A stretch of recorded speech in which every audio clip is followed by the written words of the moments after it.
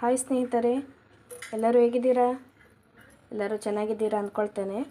ನಾನಿವತ್ತು ನಿಮಗೆ ಏಡಿ ಸುಕ್ಕ ಮಾಡೋದು ಹೇಗೆ ಅಂತ ಹೇಳ್ಕೊಡ್ತೀನಿ. ನೋಡಿ, ಇದಕ್ಕೆ ನಮ್ಮ ಕಡೆ ಗಜನಿ ಏಡಿ ಅಂತ ಹೇಳ್ತಾರೆ.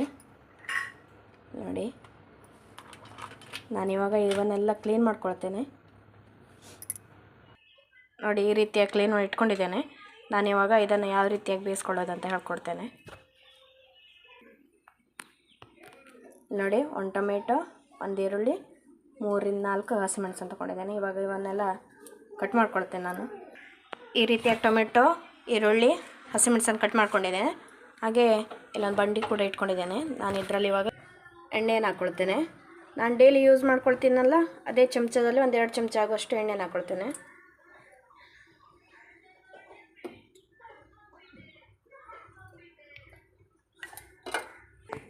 ನಾನಿವಾಗ ಕಟ್ ಮಾಡಿ ಇಟ್ಕೊಂಡಿರುವಂಥ ಟೊಮೆಟೊ, ಈರುಳ್ಳಿ, ಹಸಿಮೆಣಸನ್ನು ಹಾಕ್ಕೊಳ್ತೇನೆ.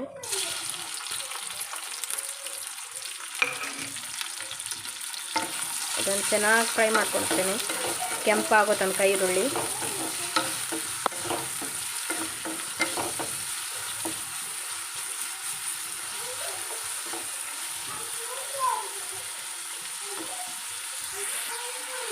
ಇದಕ್ಕೇನೆ ನಾನು ಸ್ವಲ್ಪ ಉಪ್ಪನ್ನು ಹಾಕ್ಕೊಳ್ತೇನೆ, ಬೇಗ ಬೇಯಲಿ ಅಂತ ಹೇಳಿ ಟೊಮೆಟೊ ಈರುಳ್ಳಿ ಎಲ್ಲ.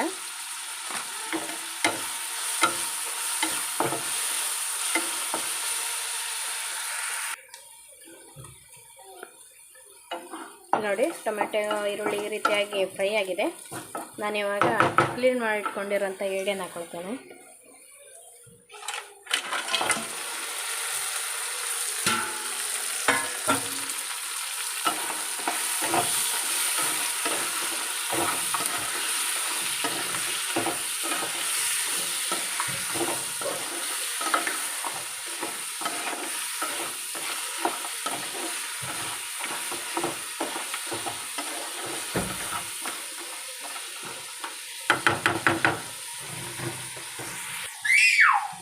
ಒಂದು 5 ನಿಮಿಷ ಮುಚ್ಚಿಟ್ಕೊಳ್ತೇನೆ ಇದು.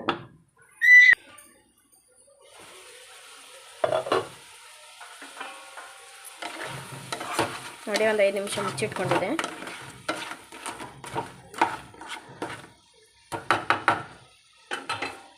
ನಾನಿವಾಗ ಇದಕ್ಕೆ 1/4 ಚಮಚ ಆಗುವಷ್ಟು ಅರಿಶಿಣವನ್ನು ಹಾಕ್ಕೊಳ್ತೇನೆ.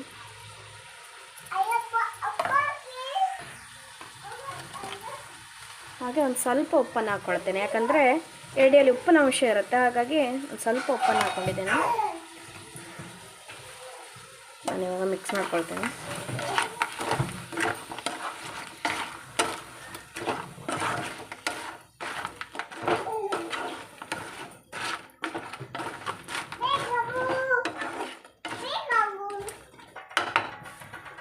ನಾನಿವಾಗ 10-15 ನಿಮಿಷ ಮುಚ್ಚಿಟ್ಕೊಳ್ತೇನೆ.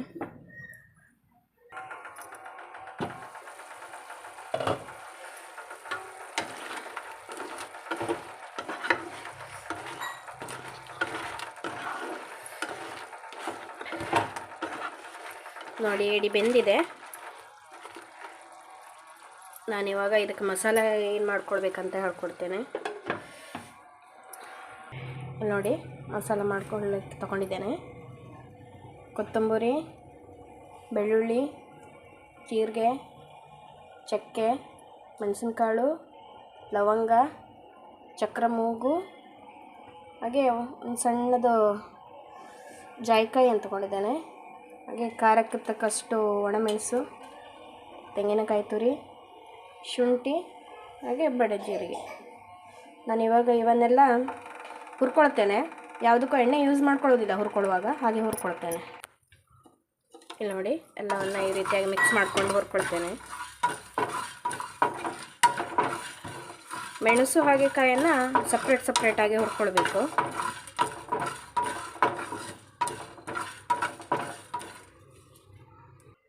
ಇವಾಗ ಮೆಣಸನ್ನು ಹುರ್ಕೊಳ್ತೇನೆ.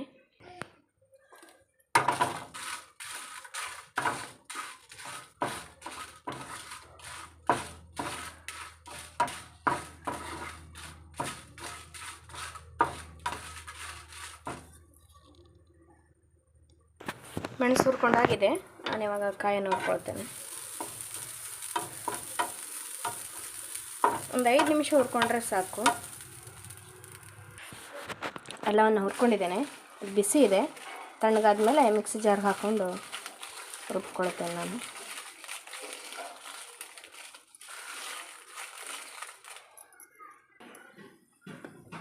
ನೋಡಿ ಮಸಾಲ ರೆಡಿಯಾಗಿದೆ.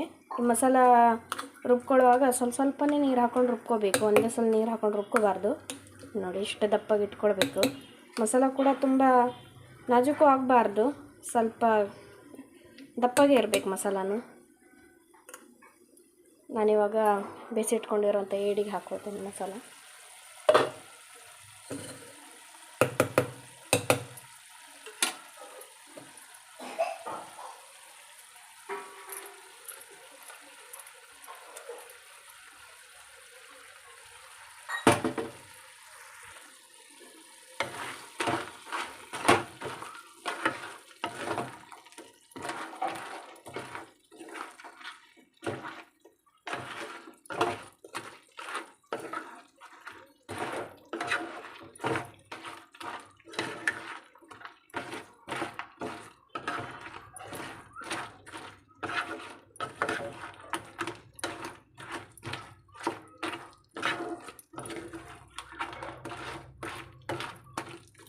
ನಾನು ಇದಕ್ಕೊಂದು ಸ್ವಲ್ಪ ನೀರನ್ನು ಹಾಕ್ಕೊಳ್ತೇನೆ.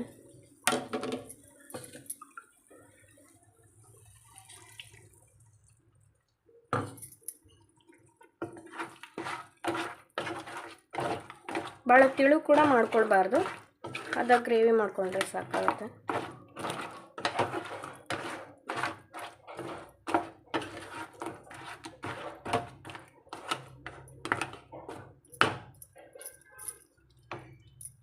ನಾನಿವಾಗ 5 ನಿಮಿಷ ಮುಚ್ಚಿಟ್ಕೊಳ್ತೇನೆ.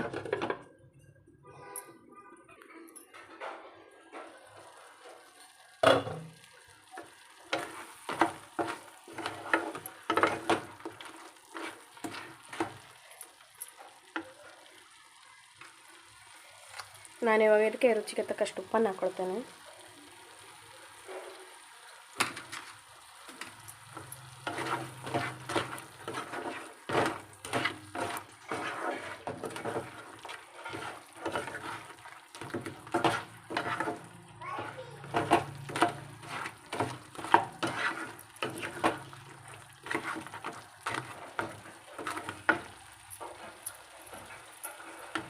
ನಾನಿವಾಗ ಮತ್ತೊಂದು 2 ನಿಮಿಷ ಮುಚ್ಚಿಟ್ಕೊಳ್ತೇನೆ.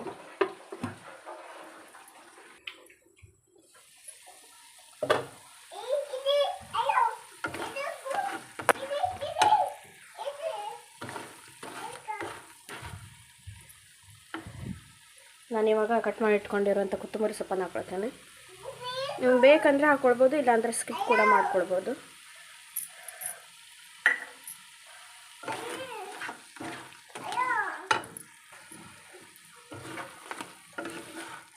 ನೋಡಿ ಎಷ್ಟು ಚೆನ್ನಾಗಾಗಿದೆ. ನಿಮಗೆ ಈ ವಿಡಿಯೋ ಇಷ್ಟ ಆಗಿದ್ದರೆ ಸಬ್ಸ್ಕ್ರೈಬ್ ಮಾಡಿ, ಕಮೆಂಟ್ ಮಾಡಿ, ಶೇರ್ ಮಾಡಿ. ಧನ್ಯವಾದಗಳು.